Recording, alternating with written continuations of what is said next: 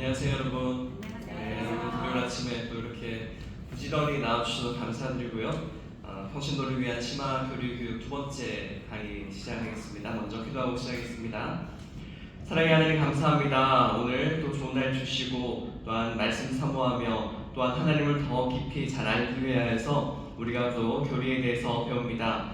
이번 하반기는 특별히 믿음에 대해서 배우고 있는데 아버지 하나님 말씀을 통해서 또한 우리보다 먼저 믿었던 믿음의 선배들의 그런 가르침을 통해서 믿음이 무엇인지 또 그 믿음 어떻게 간직하고 살아야 할지 우리에게 밝히 보여주십시오. 이 시간 성령님께서 주관하여 주시길 간절히 바라고 원하며 예수님 이름으로 기도드립니다. 아멘.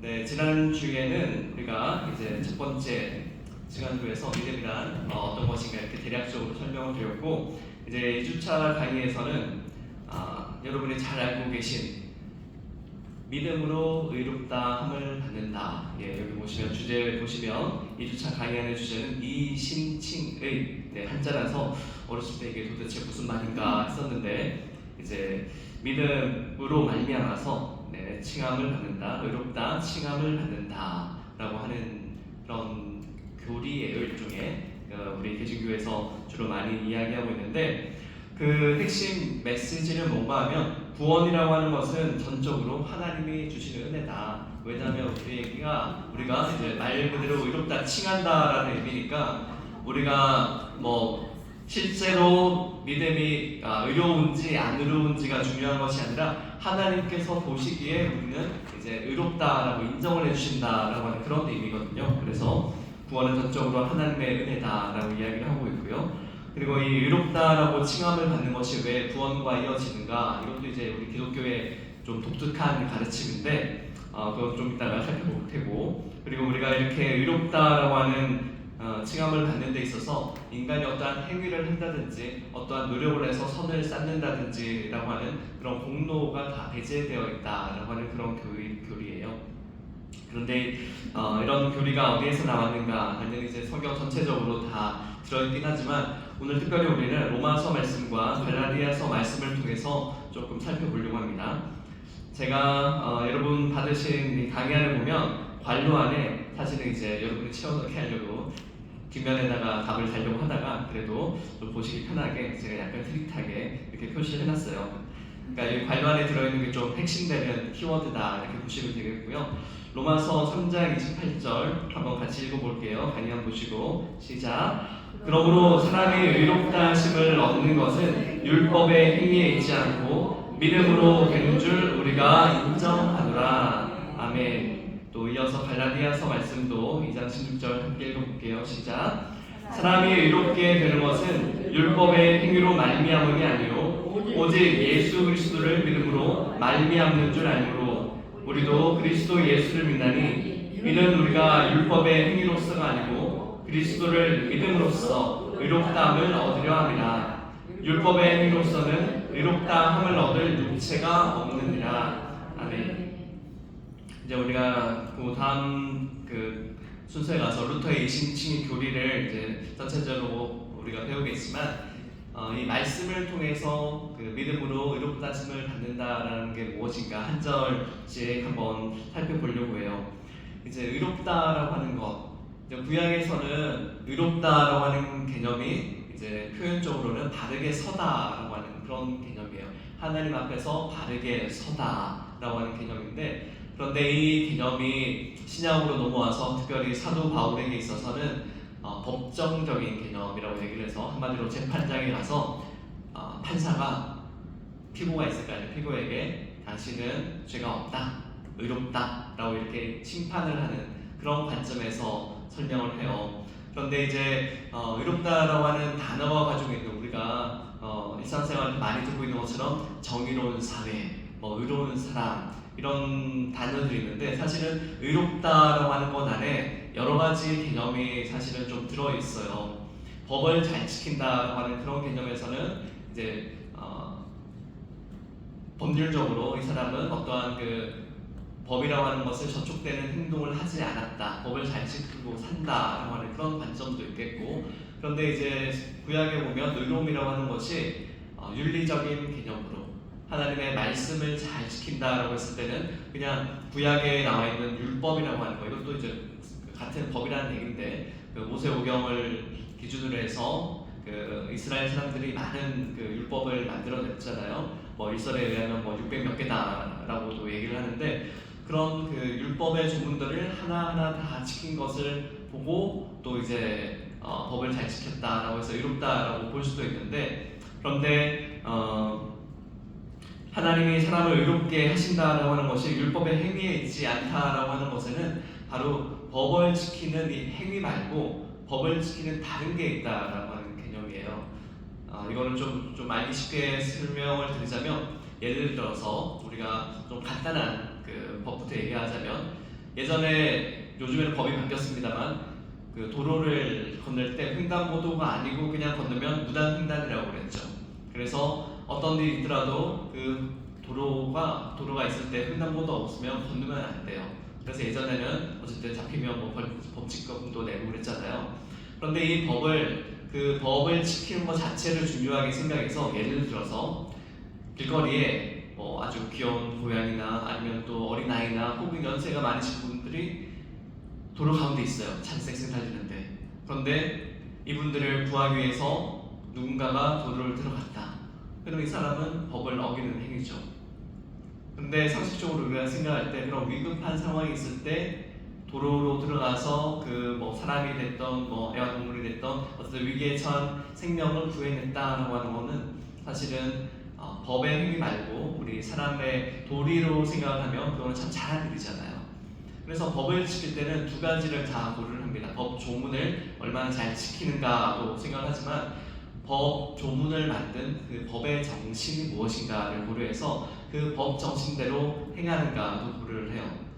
그래서 예를 들어서 이걸 가지고 이제 재판을 나갈 수도 있겠죠, 어떤 사람이. 그러면 판사가 볼 때, 도로에 들어가면 안 되는데 길로 들어갔어. 그러니까 이거는 법을 어긴 건데, 그런데 사람의 도리로 볼 때는 이건 생명을 구하려고 하는 행동이니까 이거는 법률적으로 참작을 해서 이 사람은 죄가 없다, 의롭다, 이렇게 판단을 할 수 있다고 하는 거죠.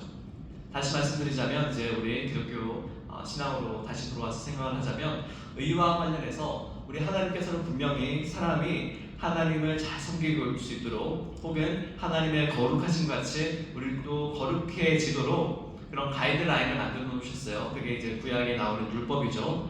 그런데 사람들이, 특별히 이제 유대인들, 나중에 이제 율법주의자라고 하는 사람이 생겨났죠. 그런 그룹이. 이제 뒤에 무슨 주의자가 붙으면 좀 안 좋은 얘기잖아요.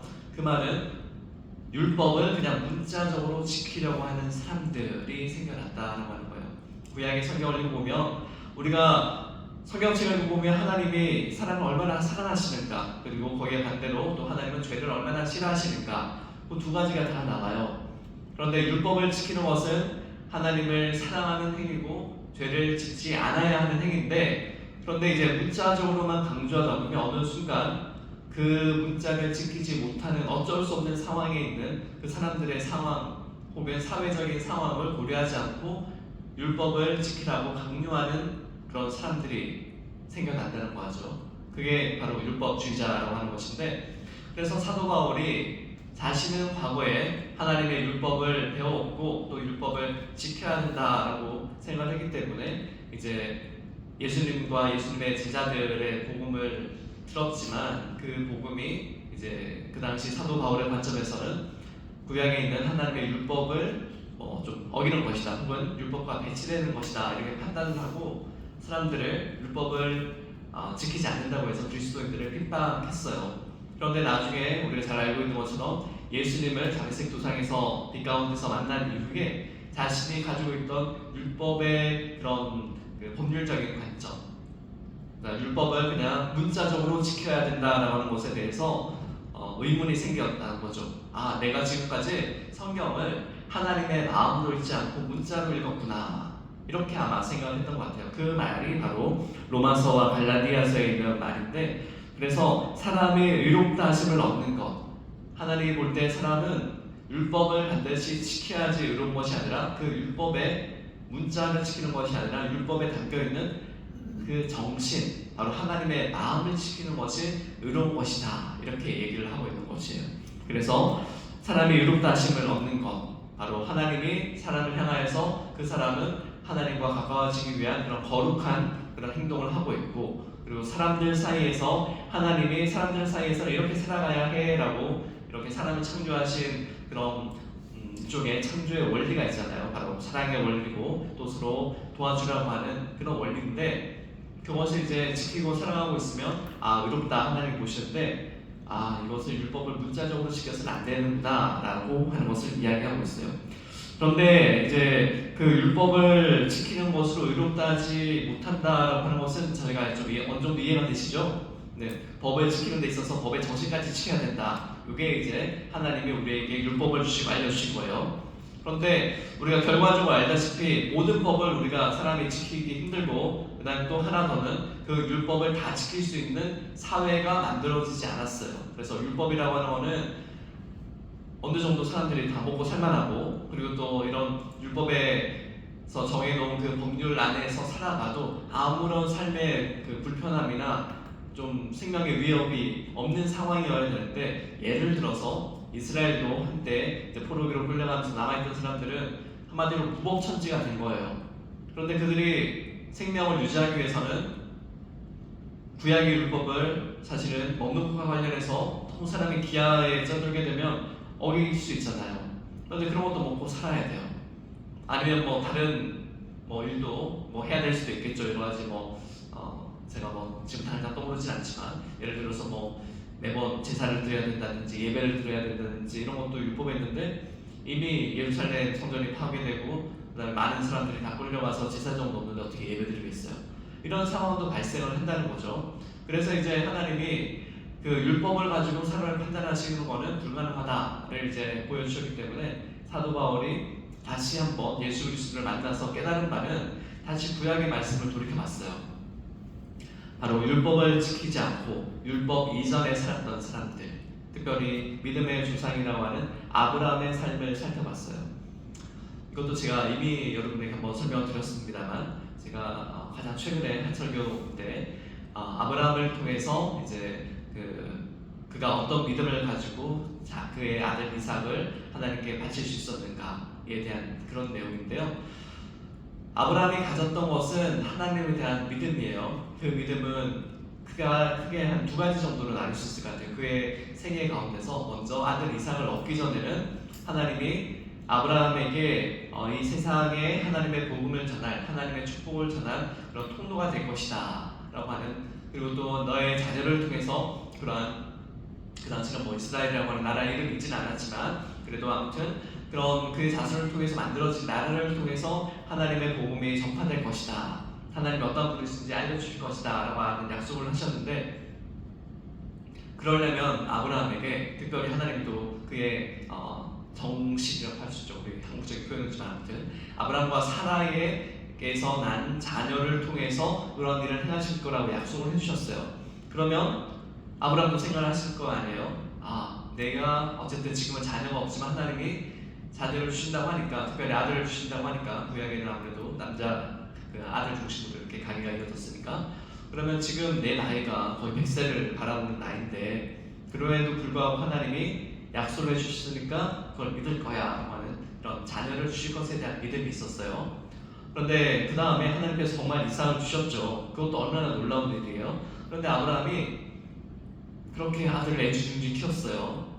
그런데 하나님이 그때 아브라함의 믿음을 시험하기 위해서 그 아들 이삭을 하나님께 바치라, 그 아들을 죽이라, 특별히 번제물로 바치라 이렇게 말씀을 하셨잖아요. 그러면서 하나님은 그거를 시험하는 거다라고 얘기를 하셨는데, 그런데 이제 우리만 아는 거고는 성경에 나오는 거니까, 근데 아브라함에게는 너를 시험하려고 이렇게 하는 거야 라고 얘기는 안 하셨어요. 그 창세기를 보시면. 그런데 그때 아브라함이 가졌던 두 번째 믿음은 뭔가 하면, 첫 번째 믿음에서 이어지는 거예요. 아브라함 자신이 하나님의 그런 복을 전하는 통로가 되어서 그 아들을 이제 나에게 주셨는데, 하나님이 이 아들을 죽이라고 하시는데, 만약에 이 아들을 죽이면 하나님 그러면 다시 아들을 주시나? 그런 말씀을 안 하셨단 말이에요. 그러니까 아브라함이 믿기로 내가 이 아들 이삭을 하나님께 바치면 하나님이 이 이삭이 죽지 않게 다시 살려주시겠구나 라고 이런 부활신앙을 가졌다라고 하는 거예요. 이것이 사실은 신약에서 넘어와서 바울과 같은 분이 혹은 히브리서에 아브라함이 가지고 있는 믿음이 무엇인가를 이야기했을 때 우리는 사실은 첫 번째 믿음만 생각해요. 아들이 없을 때 아들을 줄 거다라고 하는 건데 사실은 더 중요한 것은 그 아들이 아브라함을 시험하기 위해서긴 하지만 그 아들이 죽음에 이르렀을지라도 하나님은 다시 살려주실 것이다 라고 하는 부활신앙을 가졌다라는 거예요. 우리는 사실은 예수님이 오신 후에 그 하나님께서 사람을 살려주신 그러니까 부활을 경험했기 때문에 구약에는 이런 부활에 대한 신앙이 없는 것처럼 생각하는데 그렇지 않다라고 하는 거예요. 그래서 사도 바울이 이야기하는 이 믿음은 사실은 예수 그리스도에 대한 믿음이긴 한데 그 앞에 예로 든 게 뭔가 하면 아브라함이 이삭을 하나님께서 다시 살려주신 것을 보고 믿는 그것을 보고 하나님이 아브라함을 의롭다 하셨다라고 얘기를 해요. 그렇기 때문에 우리 믿는 사람들도 예수님이 십자가에서 돌아가시고 다시 부활하실 것을 믿는 그 믿음을 가지게 되면 하나님이 우리를 의롭게 하실 것이다 라고 사도 바울이 이야기를 해요. 바로 우리가 믿는 믿음은 단순하게 그냥 하나님 믿습니다 이런 믿음이 아니고 바로 부활신앙이라고 하는 거죠. 그 하나님이 세상의 다른 신들과 달리 우리가 뭔가 하나님이라고 하는 혹은 최고의 그런 신적 존재에 있어서 그에게 절대적으로 복종을 하고 혹은 우리가 그 신을 기쁘게 하기 위해서 어떤 우리가 생각해낸 여러 가지 신앙적인 그런 그 행동이라든지 아니면 예배라든지 찬양이라든지 이런 걸 통해서 우리가 자의적으로 만드는 걸 통해서 하나님이 우리를 불쌍히 여기신다든가 혹은 우리를 기뻐 여기신다든가 그렇게 하나님을 섬길 수 없다라고 하는 거죠. 하나님은 우리에게 분명히 우리를 다시 살려주실 죽음을 이기시는 그런 하나님을 우리가 믿을 때 우리를 의롭게 하신다라고 말씀을 하신 거예요.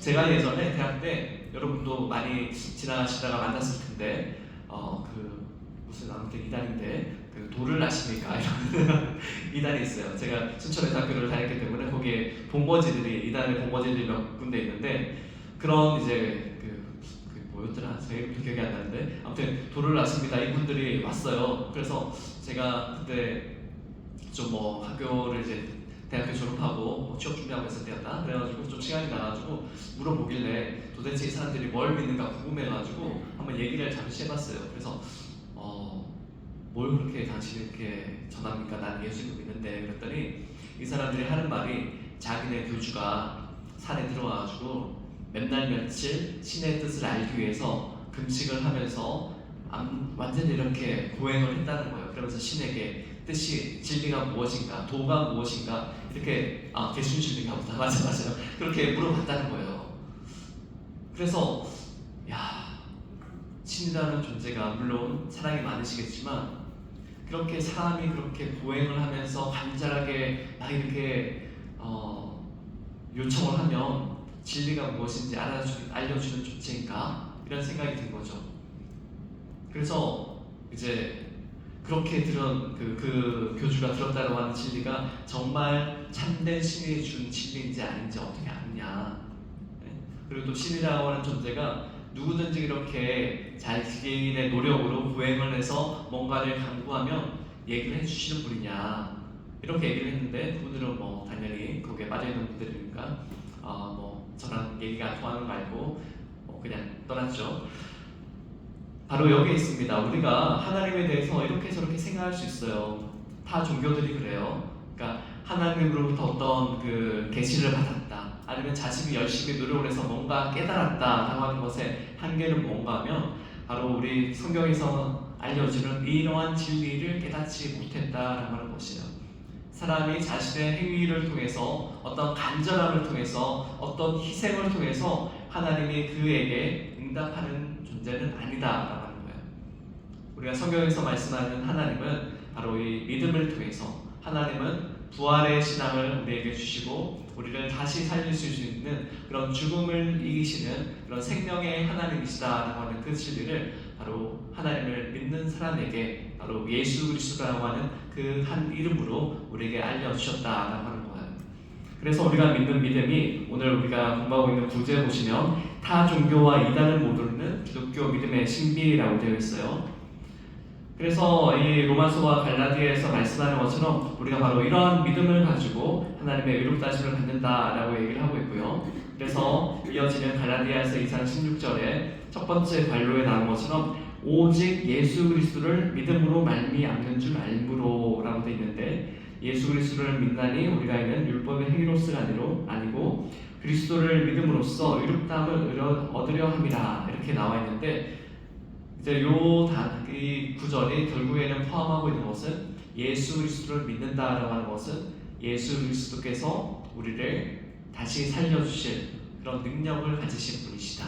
그리고 예수의 부활의 믿음으로 말미암아서 하나님은 우리를 의롭다 인정을 해주신다라고 하는 그런 것이 깔려 있습니다.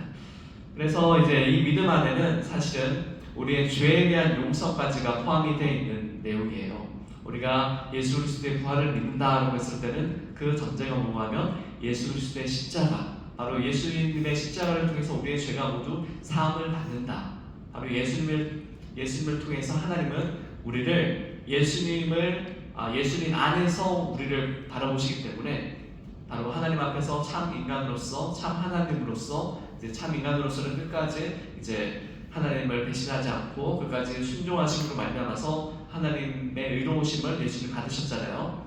그런데 우리가 예수 그리스도의 몸으로서 지체로서 예수님과 함께 하기 때문에 하나님은 우리를 바로 예수 그리스도 안에서 우리를 바라보신다고 하는 거예요. 그래서 우리가 죄가 용서를 받고 그것을 통하여서 또 예수 그리스도의 죽음 이후의 부활과 같이 우리도 예수님 안에서 부활을 할 수 있다라고 하는 그런 믿음을 우리가 얻게 되죠. 그래서 우리가 의롭게 된다라고 하는 것은 바로 이러한 예수 그리스도의 십자가의 죽음과 부활 신앙, 이것이 바로 오직 예수 그리스도라고 하는 이름으로 가능하게 된다라고 하는 그 믿음이 전제가 깔려 있습니다. 그럼 이제 루터가 이신칭의 교리를 왜 고안을 했는가? 물론 루터가 뭐 이신칭이라고 말은 안 했겠죠. 이게 한자니까. 그래서 이 배경과 의미를 살펴보시면 루터는 우리가 잘 알고 있는 것처럼 이제 로마 가톨릭에서 독일에서 처음으로 이제 종교 개혁을 하신 분이잖아요. 그런데 이분이 생각할 때는 수도사 시절에 자신이 큰 죄책감을 느끼셨다고 해요. 그래서 하늘에서 이렇게 천둥번개가 치면 혹시나 하나님이 나를 심판하시려고 하나 뭐 이런 마음이 들었는지 모르겠지만 너무 무서웠대요. 그래서 그런 죄책감 때문에 하루하루 이렇게 두려움 속에서 살아갔는데 어느 날 열심히 이런 고민을 하고 사실은 얼마나 많은 성경책을 읽고 기도를 했겠어요. 그런데 그 루터가 그 수도원에서 막 계단을 이렇게 무릎으로 올라가기도 하고 한마디로 고행을 하는 거예요. 그렇게 했는데 이 루터가 만난 그 성경 말씀이 뭔가 하면 여기 두 번째 그 나오는데요. 로마서 1장 17절인데 의인은 믿음으로 말미암아 살리라. 아멘. 사실은 믿음을 가진 자가 의인이기 때문에 의인은 하나님으로부터 새로운 생명, 부활의 생명을 얻을 수 있다라고 하는 그런 말이 함축된 이야기예요.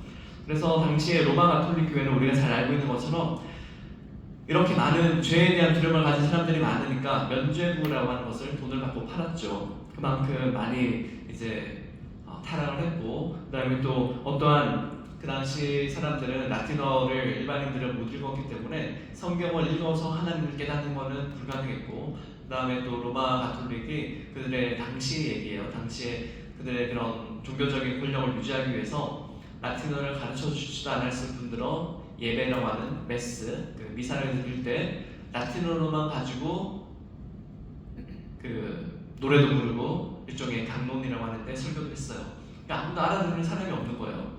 근데 그 자리에 그냥 앉아만 있으면 어쨌든 그 신부들이 강론도 하고 찬송도 부르고 하니까 그냥 앉아 있는 것만도 은혜니까 너는 구원받아 이런 식으로 얘기를 한 거죠. 그러면서 이제 하나님을 알게 되는 걸로는 구원 못 받으니까 선행을 해라. 하나님을 믿는 사람은 선행을 베풀라 그랬으니까 선을 행하면 그것이 쌓여가지고 구원받아라고 일종의 이제 그런 식으로 공덕 사상을 중세 시대에는 많이 전했던 거죠.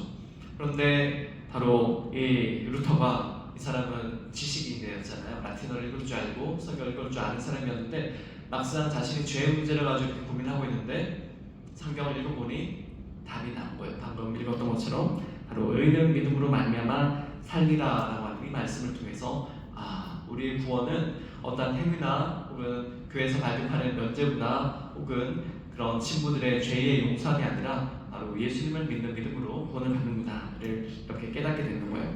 그래서 그 내용은 뭔가 하면 다시 한 번 더 말씀드리자면 인간은 어떤 행위, 이것은 법을 지키는 행위든지 혹은 또 하나 더 선을 행하는 행위, 우리가 생각할 수 있는 신을 기쁘게 하고 신에게 어떤 그 동정을 받을 수 있는 그 모든 상상할 수 있는 행위를 해도 구원을 못 받는다라고 하는 거예요. 앞서 말씀드렸던 그런 대순진례처럼. 그러면 어떻게 의로움을 받는가라고 했더니 두 번째 문장 이걸 한번 읽어볼게요. 5절부터 시작. 오직 하나님의 은혜로 예수 그리스도를 믿음으로만 의롭다함을 얻는다. 네, 요런 이제 깨달음을 얻게 되었고요. 그 다음에 뒷장 한번 넘어가 보시죠.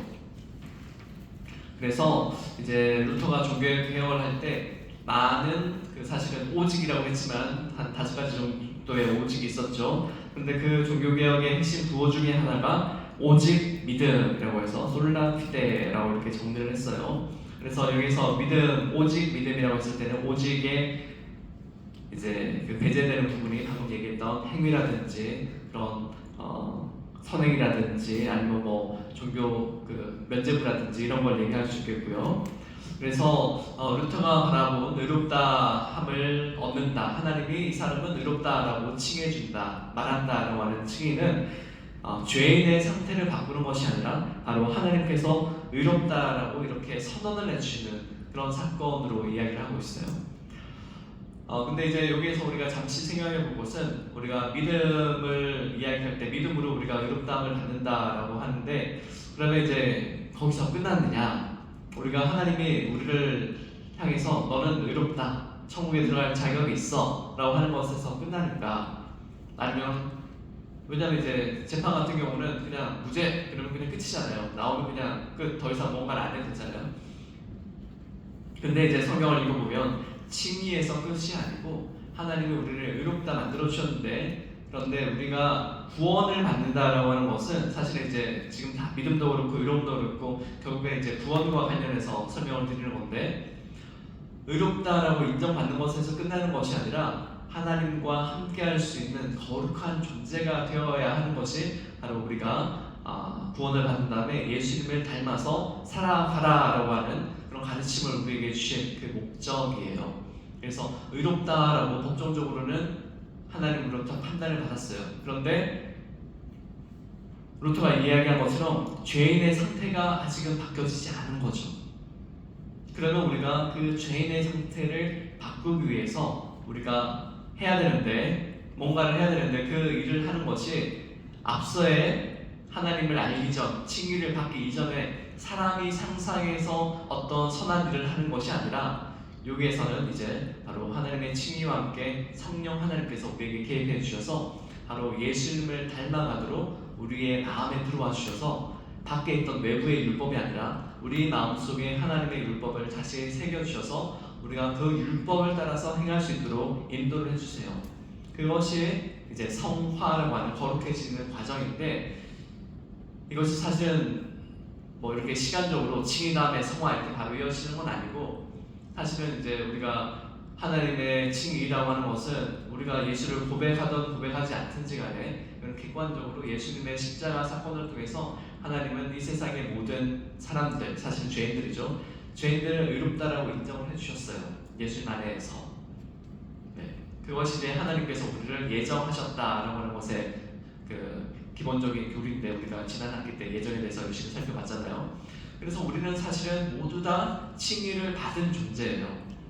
왜냐하면 우리가 뭔가를 해서 우리가 변해가지고 하나님 우리를 의롭다라고 얘기해 주시는 게 아니니까. 그래서 이거는 이제 객관적인 계시라고도 얘기를 하는데, 예수 그리스도의 십자가 사건을 통해서 우리는 이미 하나님으로부터 모든 사람이 의롭다 인정을 받았어요. 그거는 끝인데, 그러면 우리가 주관적으로 나의 삶을 통해서 내가 하나님께 의로움을 받은 존재인지 아닌지 내가 하나님께 고백도 하고 그것도 깨달아야 되잖아요.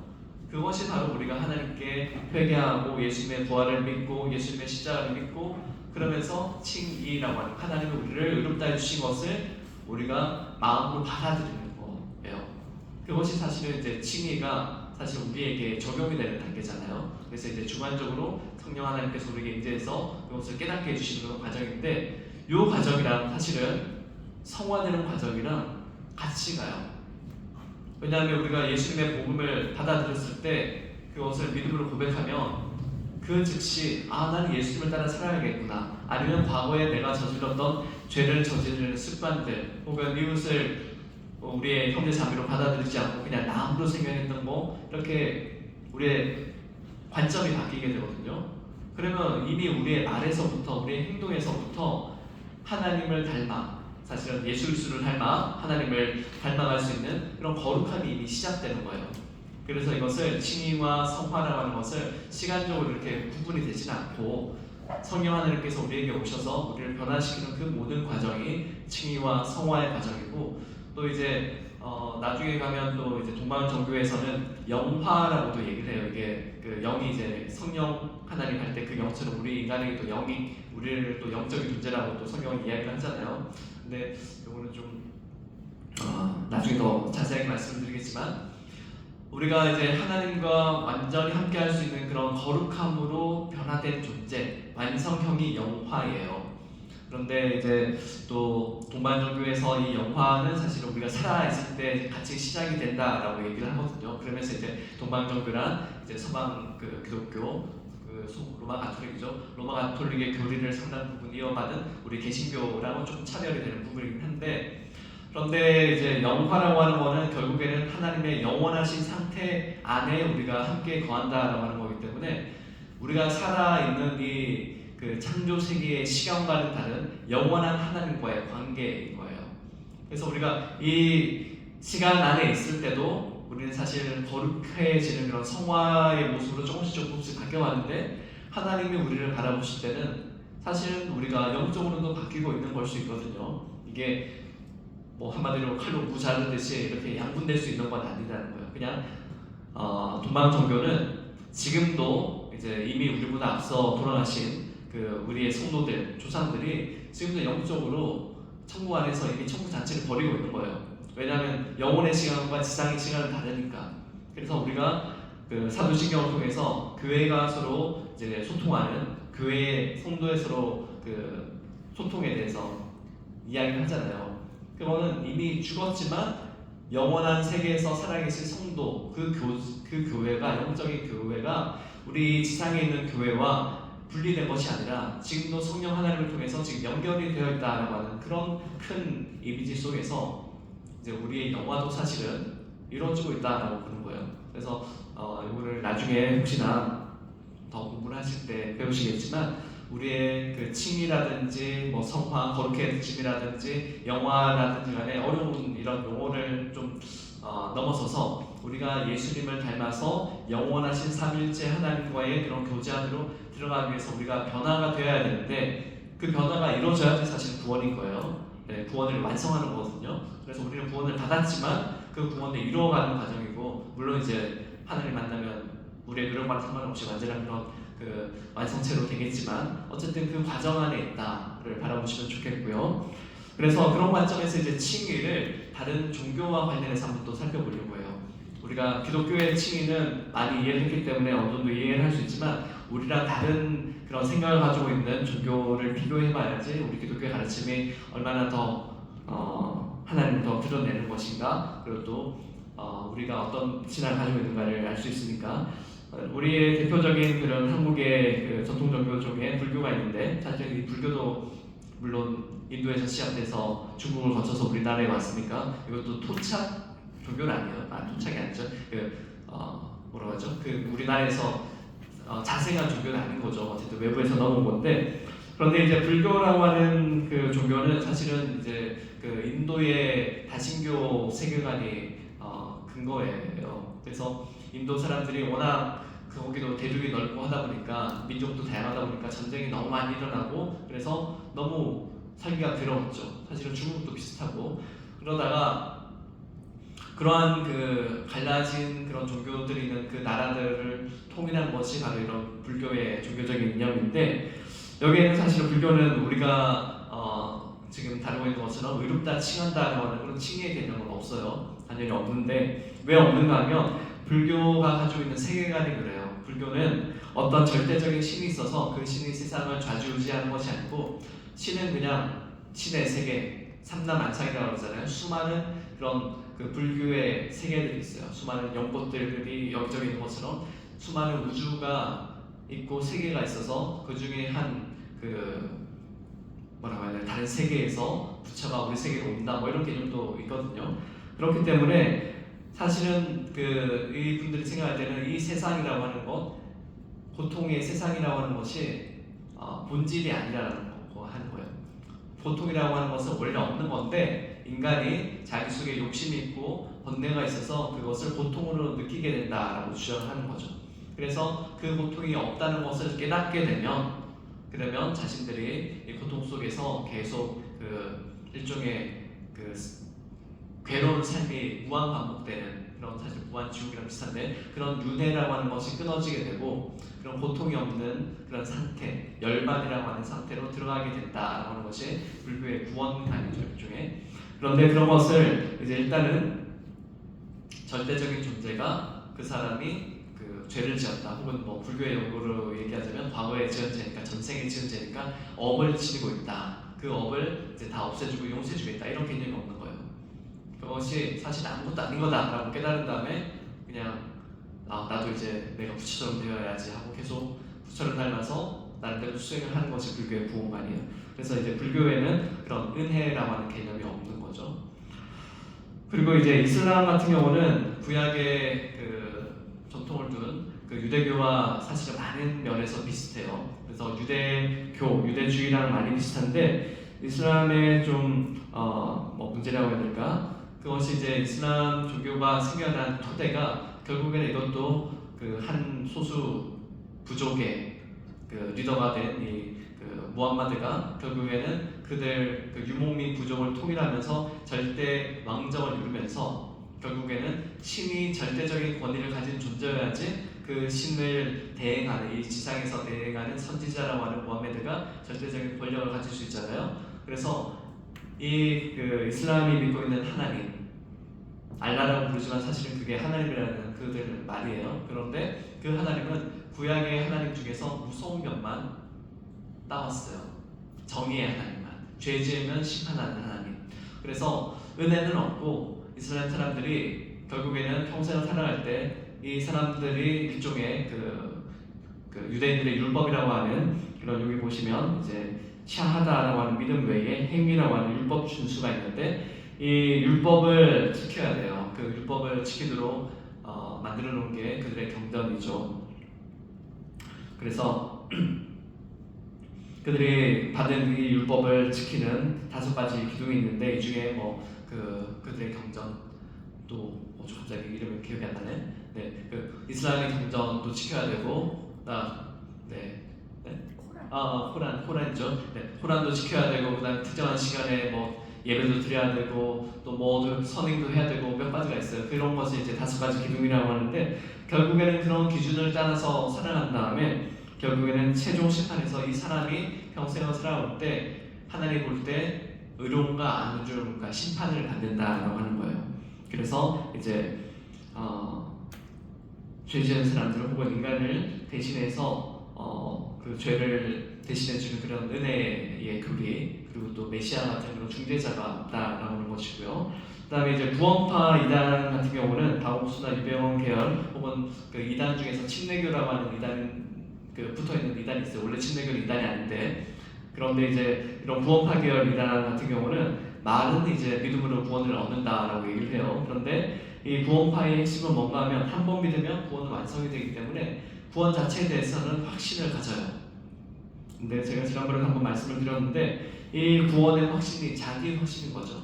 그냥 뭐 왜 이 사람들이 구원을 확신하게 느끼는지는 제가 잘 모르겠는데 어쨌든 죄의 용서를 구하고 이제 구원을 받는다라고 하나님이 용서해 주셨다 그러면 그날 즉시 자신이 이제 구원을 받았기 때문에 더 이상 이제 한번 구원받은 거에 대해서는 이제 변개가 안 된다고 생각하는 거죠. 그래서 이제 그 이후의 삶에 대해서는 성화라든지 거룩함에 대해서는 사실은 그렇게 강조를 안 하고 오히려 우리 대신교회에서 얘기하는 것처럼 예수 믿고 구원받았으면 거룩한 삶을 살아가야지 라고 얘기를 하면 그거는 행위 구원이잖아 라고 얘기를 하면서 오히려 공격을 한다고 해요. 그래서 그런 관점에서 이제 구원파가 이단이라고 하는 거고, 그다음에 사실은 이제 자신의 교리를 지키려고 하면서 결국에는 기존에 있는 정통 교단들을 이제 바르지 않다라고 비판하기 때문에 이단이라고 저희가 더 이렇게 얘기를 하는 거고, 그리고 또 결정적으로 여기 이제 교주라고 하는 사람들이 결국에는 이 종교적인 가르침을 가지고 자기네들이 그 종교 권력을 가지고 이제 재물이라든지 권력을 무시하려고 하기 때문에 이단인 거죠. 하나님을 먼저 높이는 것이 아니고 그런 행위를 하기 때문에. 그래서 여기에도 칭의라고 하는 것은 우리가 말하는 그런 하나님의 은혜의 개념으로 사용되지는 않았어요. 네, 그런 차원이고, 그다음에 신천지 같은 경우는 이 신칭의 자체를 부정해요. 왜냐하면 믿음으로 구원받는다 그러면 이만희 믿을 필요 없잖아요. 교주 믿을 필요 없잖아요. 그래서 신천지는 이만희 교주가 뭐 받다고 하는 그런 새로운 계시 그런 것의 토대를 가지고 있는 그들만의 교리 체계가 있잖아요. 그래서 그런 거를 공부를 열심히 해요. 참 공부를 열심히 이만큼 하는 그 종교를 찾아보기가 힘든데, 이런 거는 사실 이제 열심히에 있어서는 다른 종교들도 배워야 되고 우리 교회도 배워야 되는데, 근데 이유가 뭔가 하면 우리는 공부 열심히 안 해도 구원 받아요. 성경 몰라도 구원 받는다고 얘기해요. 예수만 믿으면. 근데 이들에게 있어서는 지적으로 알아야지 구원을 받는다라고 얘기를 하니까 죽기 살기로 공부를 하는 거죠. 그리고 그들 단체 안에 신천지라고 하는 그들의 이단이긴 하지만 어쨌든 그들 나름대로 교회라고 부르는 그 단체 안에 있어야지만, 그들이 말하는 그 13만 4천 명에 들어가야지만 구원을 받는다라고 얘기를 하는 거죠. 여기에도 하나님이 온 세상을 사랑하시고 구원해 주신다라고 하는 은혜의 개념은 없어요. 그래서 이런 차원에서 칭의가 이제 대부분 얻고 있어도 은혜의 개념의 칭의는 아니다라고 할 수 있겠고요. 그래서 우리가 이제 요거를 요약해서 말씀을 드리자면 우리가 어떻게 적용을 해야 되는가, 칭의 교리를 어떻게 우리의 삶에서 적용해야 되는가를 한번 두 문장으로 봤는데, 구원은 한번 읽어볼게요. 시작. 구원은 우리의 노력으로 얻는 대가가 아니라 하나님이 주신 선물이다 라고 하는 요거를 좀 저희가 생각을 하면 좋겠고요. 그래서 선물을 받았으니까 그냥 감사한 거죠. 받지 않아도 되는 건데 주신 거니까. 그 다음에 두 번째 문장 읽어볼게요. 그러므로 우리는 두려움이 아니라 자유와 감사로 살아가야 한다 라고 하는 거죠. 칭의, 하나님 우리를 의롭게 해주신다 라고 하는 것은 어떤 그냥 일정한 교리가 아니고 우리가 하나님께 어떠한 존재인가를 다시 한번 더 말씀해 주시는 거예요. 우리는 예수님을 믿기 이전이나 믿은 이후에도 사실은 여전한 우리 자신을 바라보면 죄인인 것을 고백할 수밖에 없잖아요. 우리 그리스도인들은. 왜냐하면 이제 의롭다함을 받은 존재고 구원을 받았으니까. 그런데 바로 하나님께서 우리를 의롭다라고 그냥 예수 그리스도 안에서 불러주셨기 때문에 바로 예수님을 알기 이전의 모습으로 다시 돌아가서 어떤 죄의 종에 얽매여서 그런 나쁜 짓을 계속하면서 살아가거나 혹은 감사하지 못하고 불안하고 불만이 가득 차서 살아가시면 안 되고, 바로 하나님을 향하는 그 자유, 그리고 또 감사함이 넘치는 사람으로 살아가는 것이 바로 오늘 이 신칭의 교리가 우리에게 주는 그런 삶의 메시지라고 할 수 있겠습니다. 그래서 이렇게 세 가지 정도 나중에 목자 모임하실 때나 여러분 나중에 또 시간 있었을 때 이 내용을 가지고 질문을 가지고 나눠보면 좋겠어요. 내가 열심히 해야 하나님이 인정하신다라고 하는 생각을 여러분이 해보신 적이 있는지 모르겠는데, 이거는 좀 전에 말씀드린 것처럼 칭의의 교리가 없는 그런 구원파 내지는 그런 대순진례 같은 인간의 노력으로 뭔가를 하는 그런 사람들이 생각하는 거예요.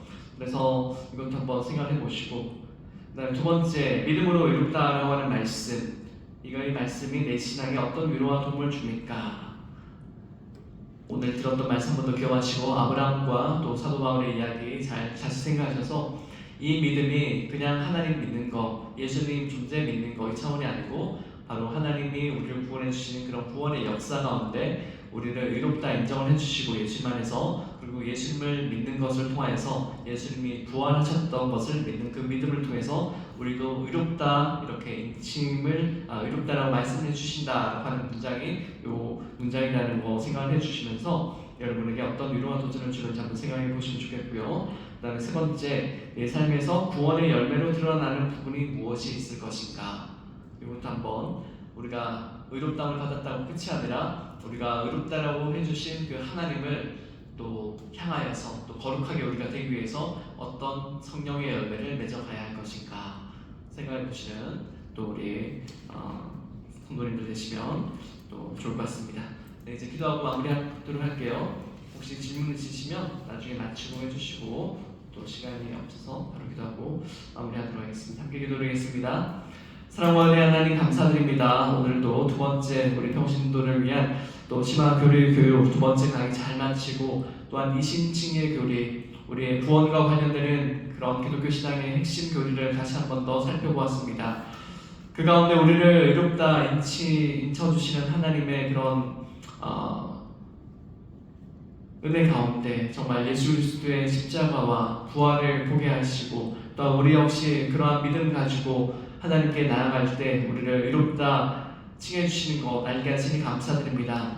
아버지 하나님, 우리가 여기서 그치지 않고 하나님과 동행하여 성화도 이루고 그리고 하나님과 영원히 함께 할 수 있는 거룩한 영의 몸도 입을 수 있도록 우리를 처음부터 예정하셨사오니 끝까지 지켜주시고 동행하여 주시옵소서. 이 시간 함께 하시는 우리 성도님들 아침 일찍 나오시지만 오가는 길에 불편은 없도록 모든 과정 도와주시고 안내해 주시고 또한 건강도 더하여 주셔서 우리가 말씀을 듣고 또한 배울 때 우리의 영이 살아나고 우리의 지혜가 깊어지고 또한 우리가 받은 은혜 가운데 또 이웃을 향하여서 복음을 전파할 수 있도록 우리의 건강도 붙들어 주셔서 열심히 주님 높이며 또한 사랑하는 이웃을 사랑하는 그런 참된 그리스도인으로 하루하루 더 성장할 수 있도록 인도하여 주시옵소서.